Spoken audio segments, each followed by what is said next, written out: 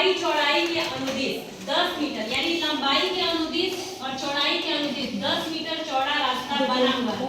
रास्ते का कुल क्षेत्रफल, यानी इन दोनों रास्ते का क्या ज्ञात करना है, क्षेत्रफल ज्ञात करना है।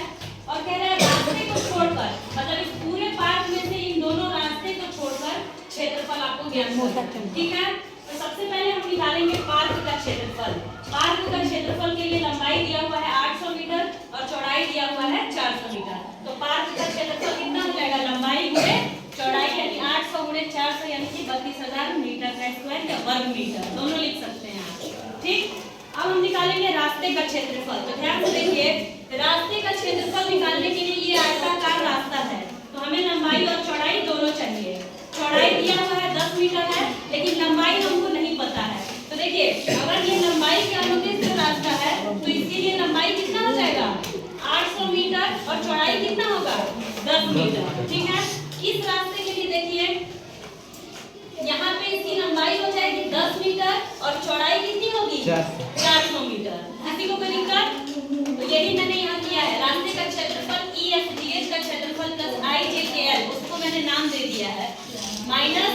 अब देखिए इन दोनों रास्ते में ये जो रास्ता है वो कॉमन है, इसको ध्यान से समझिएगा। ये रास्ता जो है वो कॉमन है, जिसके लिए लंबाई भी 10 मीटर होगी और चौड़ाई भी कितनी होगी, 10 मीटर होगी। तो वो उसको हम क्या कर देंगे, सब्ट्रैक्ट कर देंगे। तो देखिए EFGH का क्षेत्रफल प्लस IJKL का क्षेत्रफल माइनस MNOP का क्षेत्रफल, लंबाई चौड़ाई सबका पता है, तो हम क्या कर लेंगे, रास्ते का क्षेत्रफल निकाल लेंगे। तो देखिए 8000 आ गया, यहाँ से 4000 माइनस 100, इसको घटा देंगे तो आ जाएगा 11,900 वर्ग मीटर, यानी रास्ते का क्षेत्रफल हमारे पास आ गया 11,900 मीटर। इसके लिए कुछ करना नहीं है, इन दोनों रास्ते का क्षेत्रफल निकाल के उसमें से इसको माइनस कर देंगे। माइनस इसलिए करेंगे क्योंकि वो दोनों रास्ते में क्या आ रहा है, कॉमन आ रहा है, इसलिए उसको हम क्या करेंगे, घटा देंगे।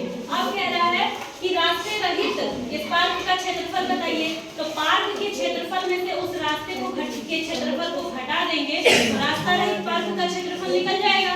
तो वही मैंने किया है, रास्ते को छोड़कर पार्क का क्षेत्रफल बराबर पार्क का क्षेत्रफल माइनस रास्ते का क्षेत्रफल, यानी 32,000 माइनस 11,900 आ गया आपके पास 20,100 वर्ग मीटर।